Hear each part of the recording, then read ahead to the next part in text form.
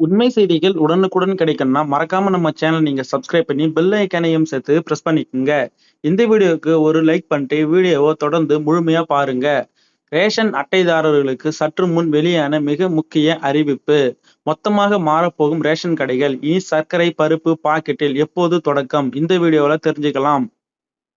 நாடு முழுவதும் ஏழை எளிய மக்களுக்கு உதவிடும் வகையில் ரேஷன் கடைகள் மூலமாக இலவசமாகவும் மானிய விலையிலும் உணவுப் பொருட்கள் வழங்கப்பட்டு வருகிறது.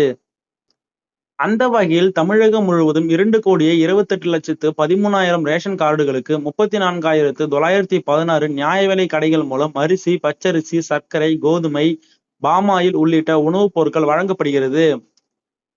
இது மக்களுக்கு பெரிய அளவில் உதவியாக உள்ள நிலையில், ஒரு சில கடைகளில் உணவுப் பொருட்கள் எடை குறைவாக இருப்பதாகவும், காலாவதியான சர்க்கரை, பருப்பும் வழங்கப்படுவதாக குற்றம் சாட்டப்பட்டு வருகிறது.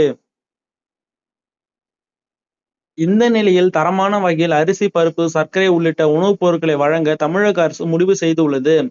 அரிசி, கோதுமை ஆகிய உணவுப் பொருட்கள் குடும்ப உறுப்பினர்களுக்கு ஏற்றபடியும், துவரம்பருப்பு 1 கிலோவும், சர்க்கரை 2 கிலோவும் வழங்கப்பட்டு வருகிறது.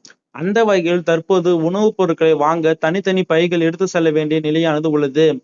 இந்த நிலையில் ரேஷன் கடைகளில் வழங்கப்படும் உணவுப் பொருட்களை பாக்கெட்டில் அடைத்து வழங்க தமிழக அரசு திட்டமிட்டுள்ளது. இதன்படி அரிசி மற்றும் கோதுமையை பாக்கெட்டில் வழங்க முடியாது என்பதால், அந்த பொருட்களை தவிர்த்து மற்ற சர்க்கரை, பருப்பு பாக்கெட்டில் வழங்க முடிவெடுக்கப்பட்டு உள்ளது.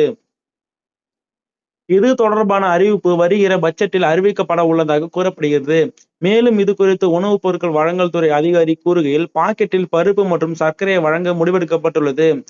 எனவே பாக்கெட்டில் உணவுப் பொருட்களை கொடுக்கும்போது, அந்த பாக்கெட்டின் மீது உணவுப் பொருட்கள் யாரிடம் வாங்கப்பட்டது, எப்போது பேக்கிங் செய்யப்பட்டது, காலாவதி தேதி ஆகியவை அச்சிடப்படும் என தெரிவித்தார்.